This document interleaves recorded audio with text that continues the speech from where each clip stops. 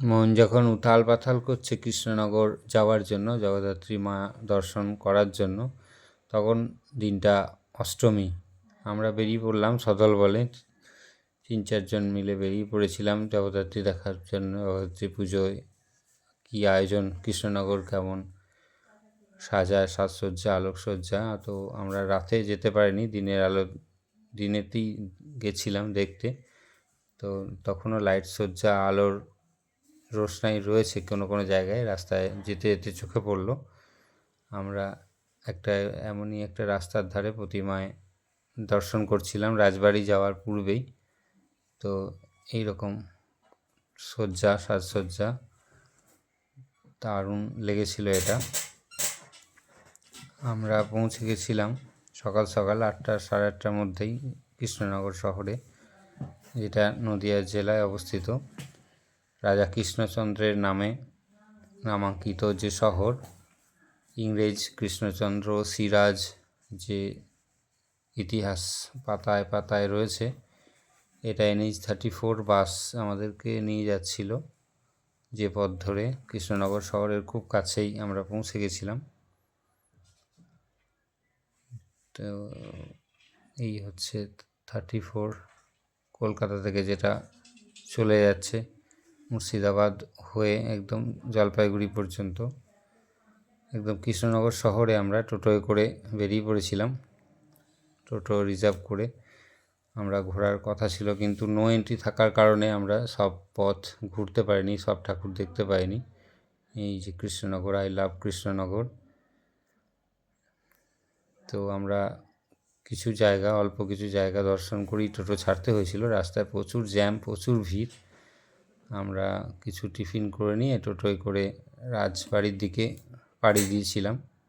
রাস্তায় দেখলাম সত্যিই সব জ্যামে ভর্তি, অনেক প্রতিমা দর্শন মিস হয়ে গেল। তার জন্য সব টোটো ঘুরিয়ে দিচ্ছে এদিক ওদিক, এবং যত বেশি পারছে চার্জ করছে। একটুখানা রাস্তা রাজবাড়ি যাওয়ার জন্য আমাদের কাছে 300 টাকা পর্যন্ত চাইছিল। তো আমরা দরাদরি করে 100 টাকায় যাই বাস স্ট্যান্ড থেকে। রাস্তা সব বন্ধ, কোনো দিকেই যাওয়া যাবে না, নো এন্ট্রি ছিল। তো আমরা একটু বুদ্ধি করেই ছেড়ে দিয়েছিলাম টোটোটা, নাহলে হয়তো সারাদিন ঘুরিয়ে আমাদের কাছে 800 টাকা নেবে বলেছিল। তো আমরা রাজবাড়ি গিয়ে ছেড়ে দিই এবং পায়ে হেঁটেই কৃষ্ণনগর শহরটা দর্শন করার চেষ্টা করি। সারাদিন কয়েকটা ঠাকুর দেখতে পেরেছিলাম। রাতের দিকে গেলে হয়তো খুবই ভালো হতো, আলোর রোশনাইগুলো দেখা যেত।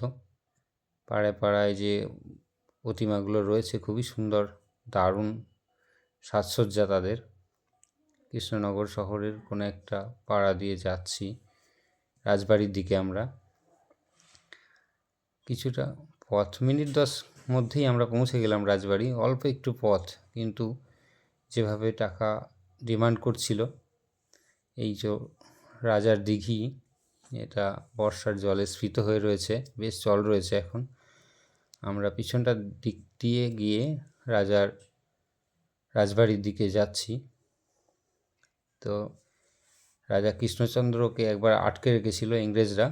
তো এমন সময় যখন ছাড়েন কৃষ্ণচন্দ্রকে ইংরেজরা, তখন নবমী পেরিয়ে দশমী হয়ে গেছে, দুর্গা পুজোর শেষ দিকে হয়ে যায় এমন জনশ্রুতি রয়েছে। তো খুব মন খারাপ হয়েছিল রাজা কৃষ্ণচন্দ্রের। তো তার পরের দিনই তিনি জগদ্ধাত্রীর দেবীর স্বপ্নাদেশ পান যে ঠিক আছে, তুই আমাকে নিয়ে আয় তোর রাজ দরবারে, আমি তোর হাতে পুজো নেব।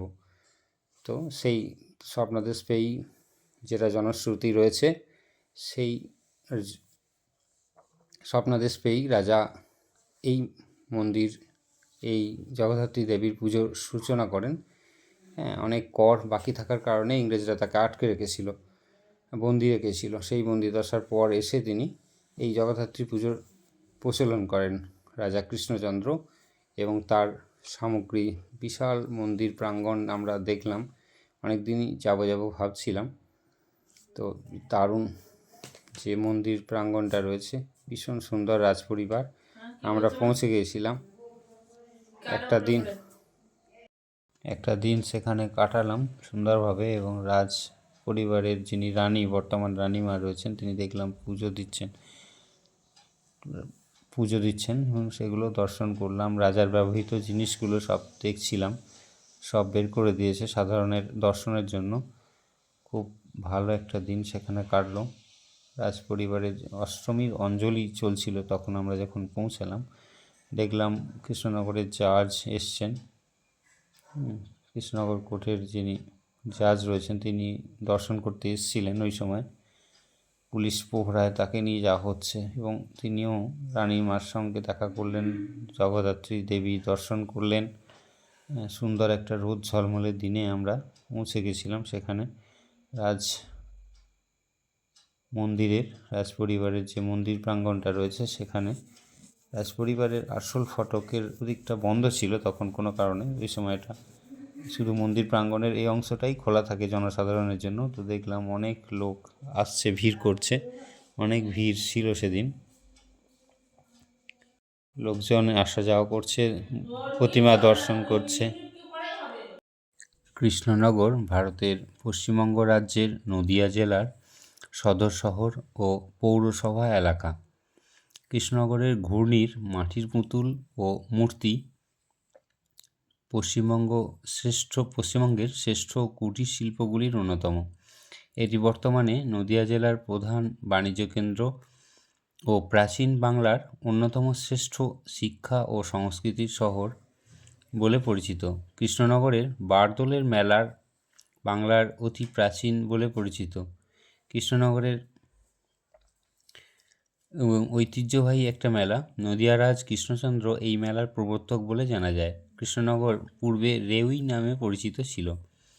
জলঙ্গি নদীর দক্ষিণ তীরে এই সদর শহর কৃষ্ণনগর। প্রতিষ্ঠাতা কৃষ্ণচন্দ্র রায়, সালটা 1700। এই রাজা কৃষ্ণচন্দ্র 1827 থেকে 1872 সালের মধ্যে এই শহরের অভূতপূর্ব উন্নতি সাধন করেন।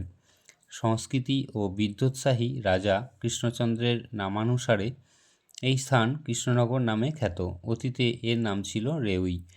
নদিয়া রাজপরিবারের শ্রেষ্ঠ পুরুষ রাজা কৃষ্ণচন্দ্রের রাজধানী ছিল কৃষ্ণনগর। তিনি বিদ্বান, সংস্কৃত ও ফার্সি ভাষার শিক্ষিত। সঙ্গীত রসিক ছিলেন রাজা কৃষ্ণচন্দ্র। তিনি শাক্ত পদাবলিকার রামপ্রসাদ সেন, অন্নদামঙ্গল কাব্যপ্রণেতা ভারতচন্দ্র রায়গুণাকার, হাস্যরসিক গোপাল ভাঁড় প্রমুখ বাংলার প্রবাদপ্রতিম গুণী ব্যক্তিদের পৃষ্ঠপোষক ছিলেন। তার চেষ্টায় এই স্থানে গুণী ব্যক্তিদের সমাবেশ হয় এবং কৃষ্ণনগর বাংলার সংস্কৃতি চর্চার কেন্দ্ররূপে গড়ে ওঠে। 1856 সালে সারস্বত চর্চার কেন্দ্ররূপে গড়ে ওঠে কৃষ্ণনগর সাধারণ গ্রন্থাগার। কৃষ্ণনগরের বিখ্যাত মৃৎশিল্পের সূত্রপাত ও জগদ্ধাত্রী পূজার প্রচলন তার সময়ই তার উদ্যোগেই হয়েছিল।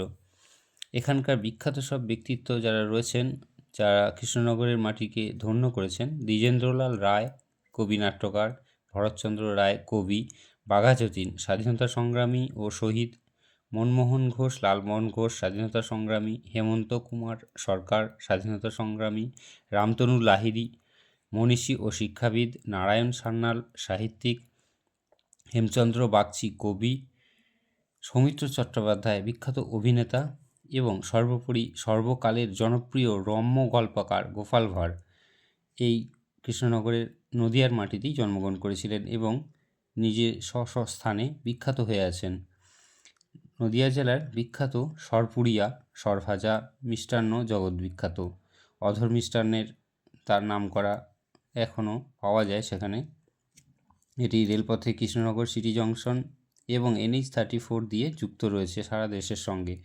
এখানকার জলঙ্গি নদী এর মাটি বিধৌত সুন্দর একটা জায়গা কৃষ্ণনগর। তারপর আমরা মেমু লোকাল, শিয়ালদা আসানসোল মেমু লোকাল পেয়ে গেলাম, গ্যালোপিং লোকাল। খুব সুন্দর একটা ট্রেন আমাদের সামনে চলে এলো, আমরা সিটও পেয়ে গেলাম তাড়াতাড়ি। কৃষ্ণনগরের সরপুরিয়া, সরভাজা উপভোগ করে আমরা প্রকৃতির এবং শোভা উপভোগ করতে করতে বাড়ির পথে রওনা দিলাম। সুন্দর একটা রেনবোও দেখা যাচ্ছিল দূরে, সবুজ প্রকৃতির মাঝে এরকম রেনবো। কৃষ্ণনগরের সরপুরিয়া ততটাও ভালো লাগেনি, সেই ঐতিহ্য আর নেই।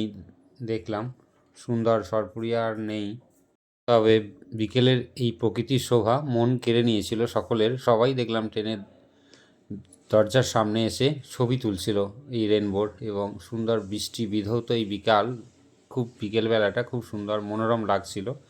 ট্রেনের হকারদের চিৎকার চেঁচামেচির মাঝেই সুন্দর একটা ঘটনা ঘটে গেল।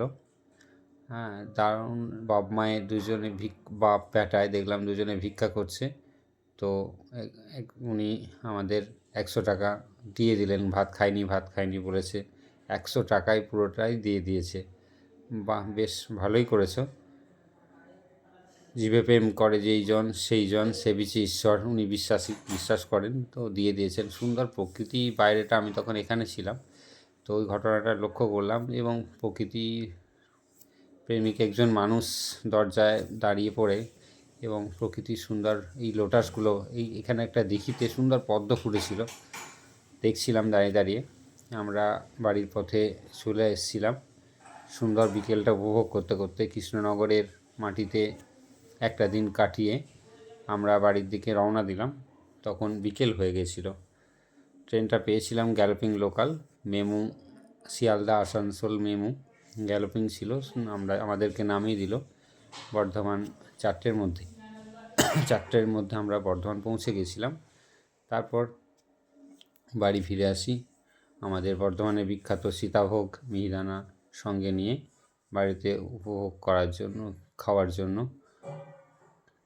সুন্দর বিকেল, বৃষ্টি হয়ে গেছে কিছুক্ষণ আগে, প্রচুর বৃষ্টি, মুষলধারে বৃষ্টি নেমেছিল মেঘ কালো করে। একটা গ্যালোপিং লোকাল যেহেতু সব স্টেশন ধরছিল না, চলে আসছিল দ্রুত গতিতে এসে আমাদেরকে নামিয়ে দিল।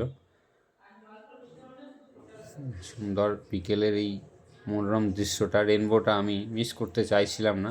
তো যতক্ষণ ওকে আমি দেখতে পাচ্ছিলাম ক্যামেরাবন্দি করেছিলাম সেদিন বিকেলে। যেহেতু কাজের চাপে বেরোনো হয় না, মাঝে মাঝেই দিকভ্রান্ত হয়ে মন যখন ছোটে কোনো জায়গায় বেরিয়ে পড়ি।